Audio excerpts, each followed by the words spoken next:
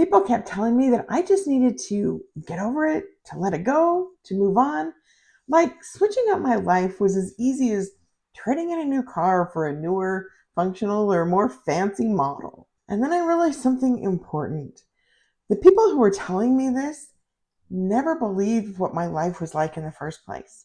They were the ones who kept trying to gaslight me into believing that what we'd lived through wasn't that bad, that what I was saying wasn't real, and that all of it was really just my fault. At the time, I didn't know that's what was going on, though. But reality was, we had spent decades clawing our way through the trenches of hell, parenting kids who had experienced severe early childhood trauma before we adopted them. What we went through was real.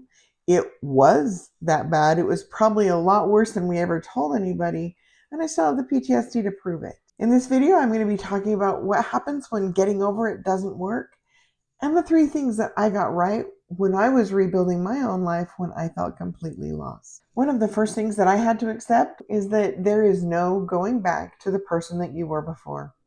I think a lot of times we spend so much energy and emotion trying to find our old selves or to fix ourselves or to reinvent ourselves and become somebody new. Or maybe we think if we just work hard enough or wait long enough, we'll find that girl who we were before all the trauma, before the toxic relationship, before the years of sacrificing everything for everyone else. But my friend, that version of you doesn't exist anymore.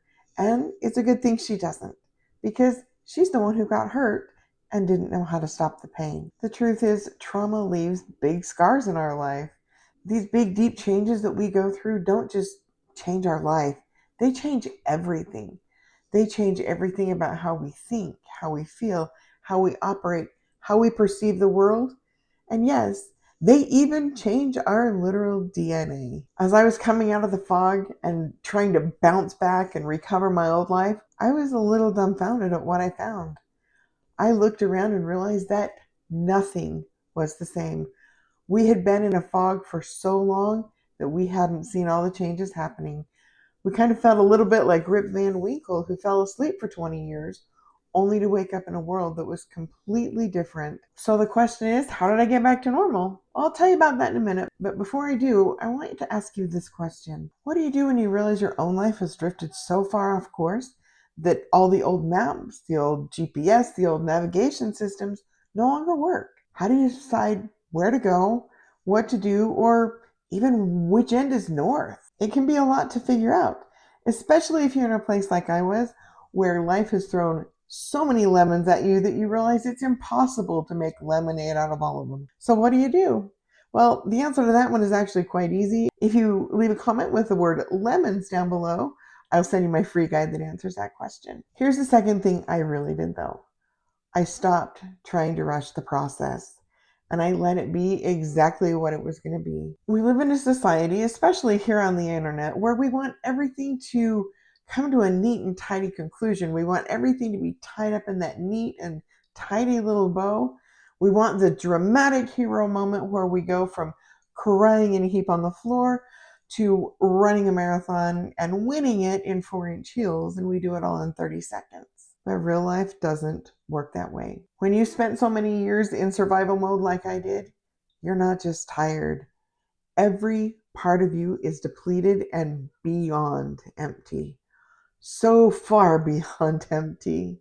And yet we're still programmed to run on overdrive, just waiting for the next big thing to hit. When you're in this mode, you can't just tell your body, we're safe now, and expect it to believe you. I know mine didn't.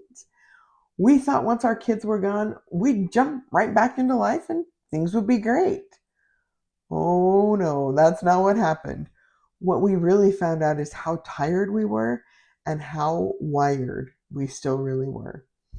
It actually took a solid 9 months for both my husband and I to decompress enough to even be able to think about making some major life changes. If you feel like you're behind, or if you feel like you should be further along in your healing, I want to know who told you that. And if somebody really did, I want to challenge you to look more closely at their motives for saying stuff like that. The final thing I finally did is I stopped trying to do it alone. Believe me, I get it. I tried to do it alone too.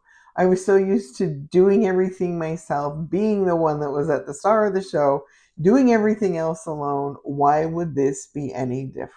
But it is. What I know now is that hyperindependence is actually a trauma response. If you've been let down by important people in your life, your family, your friends, your partners, your brain's going to tell you, I'm the only one I can trust. I'll figure this out by myself. But we humans are not built for solo missions.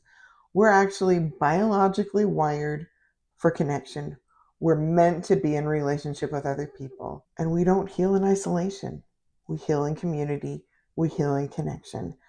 We need other people in our lives who can hold the flashlight when we look around and only see darkness. There was a time when I thought we could think our way out of trauma, where I thought we could just read enough books or learn enough things or get rid of all the drama in our life that was causing all the problems, that everything would be fixed and it would go back to normal. But that's not what happened. And in fact, that was the point in my life where the last things I thought could never break broke into a million pieces, most likely never to be repaired again. I wasn't able to truly start living again until I learned how to lean back into connection, until I started trusting people with my story, until I started allowing other people back into my life. And of course, I stayed in connection with others who understand the now what of all of it and realize that just because they leave or because things die down doesn't mean that's the end of the story. If you're one of those that's still standing on the dock and watching that ship you thought was supposed to be your life sail away, I want you to know it's okay that you're not on it. That one wasn't meant for you. There will be another one that will be right for you to get on. But for now, it's okay to feel a little sad or lost while you're watching that one sail away. Just know that it's not the end. There really are answers to that questions of, what do I do now? And in fact, I'm going to be answering those in my next video. So make sure you subscribe to my channel so you don't miss it. And I'll give you a hint. It doesn't require perfection. So I'll see you over in that next video. And don't forget to type lemons down in the comments if you want a copy of my free guide.